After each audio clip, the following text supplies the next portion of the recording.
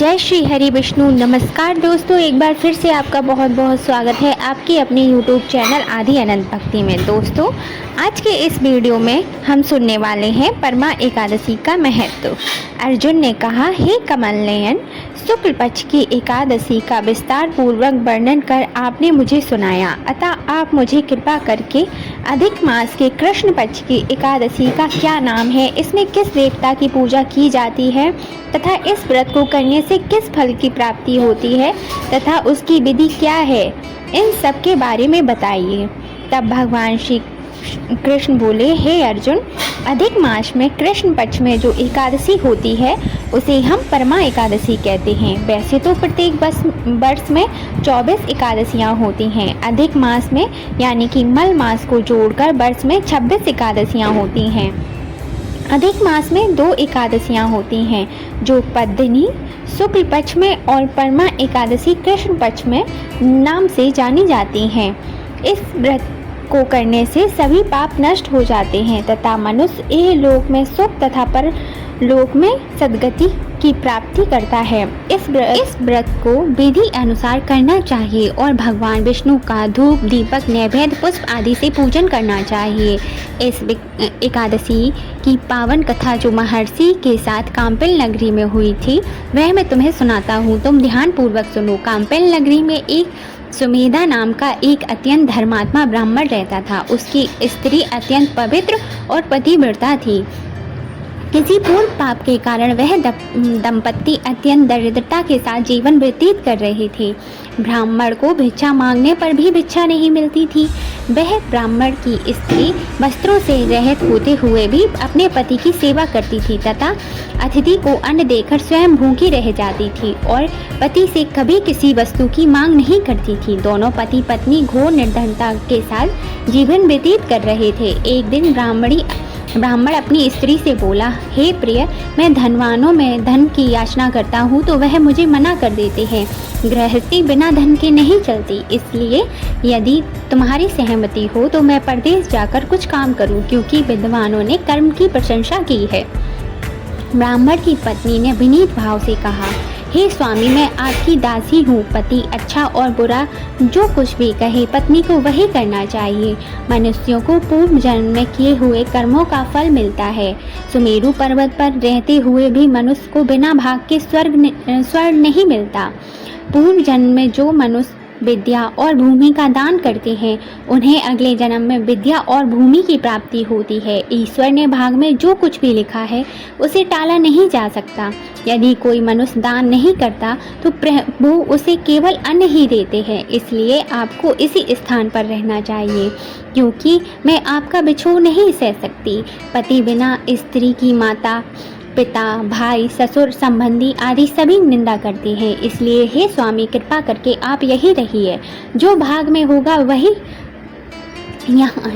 यही प्राप्त हो जाएगा।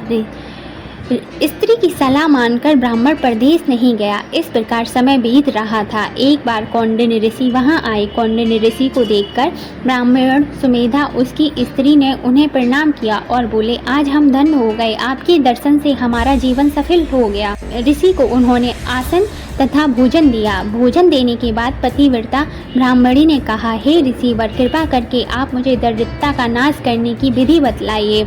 मैंने अपने पति को परदेश में जानकर धन कमाने से रोका है। मेरे भाग्य से आप यहाँ आए हैं। मुझे पूर्ण विश्वास है कि अब मेरी दरिद्रता शीघ्र नष्ट हो जाएगी, अतः आप दरिद्रता को नष्ट करने का कोई उपाय बताइए। ब्राह्मणी की बात सुनकर कौंडिन्य ऋषि बोले, हे ब्राह्मणी, मल मास की कृष्ण पक्ष की परमा एकादशी के व्रत से सभी पाप, दुख और दरिद्रता आदि नष्ट हो जाते हैं।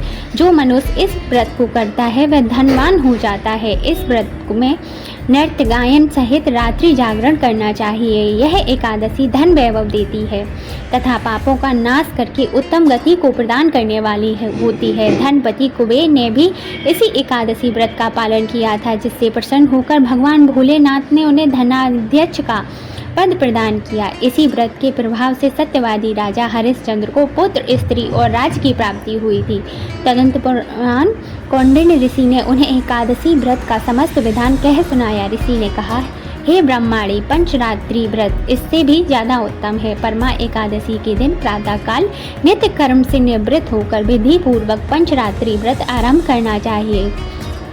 जो मनुष्य 5 दिन तक निर्जला व्रत करते हैं वे अपने माता पिता स्त्री सहित स्वर्ग को जाते हैं। जो मनुष्य 5 दिन तक संध्या को भोजन करते हैं वे स्वर्ग को जाते हैं। जो मनुष्य स्नान करके 5 दिनों तक ब्राह्मणों को भोजन कराते हैं वे समस्त संसार को भोजन कराने का फल पाते हैं। जो मनुष्य इस व्रत में अश्व दान करते हैं वे तीनों लोकों को दान करने का फल मिलता है।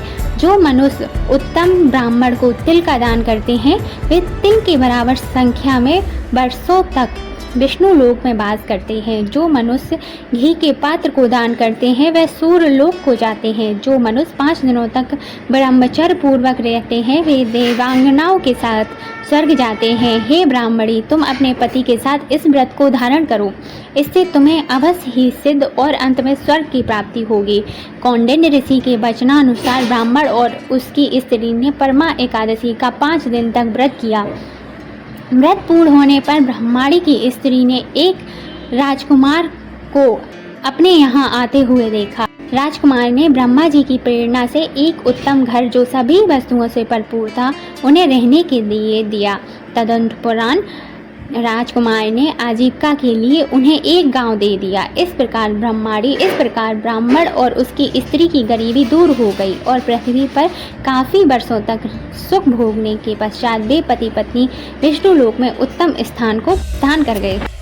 दोस्तों, परमा एकादशी का व्रत समस्त पापों का नाश करने वाला और मोक्ष देने वाला होता है। जो भक्त इस दिन श्रद्धा से भगवान विष्णु की पूजा करते हैं उनके जीवन में समस्त सुख और समृद्धि का वास होता है। इस वीडियो को अंत तक देखने के लिए आपका बहुत बहुत धन्यवाद। अगर ये वीडियो और कथा आपको अच्छी लगी हो तो इस वीडियो को लाइक करें, अपने समस्त परिवार के साथ शेयर करें, कमेंट में ओम नमो भगवते वासुदेवाय जरूर लिखें और ऐसी ही जानकारी के लिए हमारे चैनल आदि अनंत भक्ति को सब्सक्राइब करना ना भूलें। दोस्तों, अब हम करते हैं एकादशी माता की आरती। ओम जय एकादशी माता, मैया जय एकादशी माता, विष्णु पूजा व्रत को धारण कर शक्ति मुक्ति पाता। ओम जय एकादशी माता, तेरे नाम गिनाऊं देवी, भक्ति प्रदान करनी, गण गौरव की देनी माता, शास्त्रों में वरनी। ओम जय एकादशी माता, मार्गशीर्ष के कृष्ण पक्ष की उत्पन्ना, वेश तारिणी जन्मी, शुक्ल पक्ष में हुई मोक्षदा, मुक्तिदाता बन आई। ओम जय एकादशी माता, पौष के कृष्ण पक्ष की सफला नामक है, शुक्ल पक्ष में होए पुत्रदा, आनंद अधिक रहे नाम सटतिला, माघ मास में कृष्ण पक्ष आवे, शुक्ल पक्ष में जया कहावे, विजय सदा पावी। ओम जय एकादशी माता, विजया फागुनी कृष्ण पक्ष में, शुक्ला अमल की पाप मोचनी, कृष्ण पक्ष में चैत्र महावली की। ओम जय एकादशी माता, चैत्र शुक्ल में नाम काम दान देने वाली, नाम वरुधनी कृष्ण पक्ष में, वैशाख महाबाली।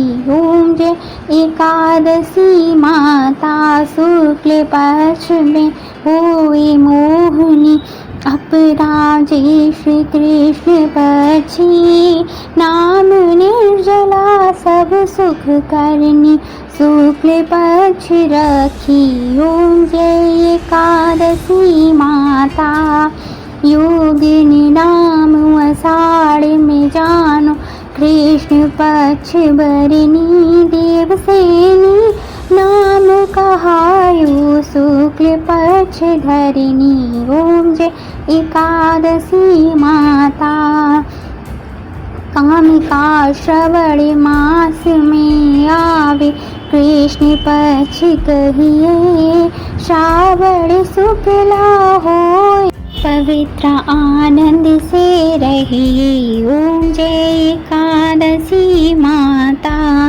आजा भाद्रपद कृष्ण पक्ष की परिवर्तनी शुक्ला इंद्रायणी, कृष्ण पक्ष में व्रत से भवसागर निकला, पंपा कुंसा है शुक्ल पक्ष में पाप हरनिहारी, रमा मास कार्तिक में आवे सुखदायक बारी, ओम जय एकादशी माता।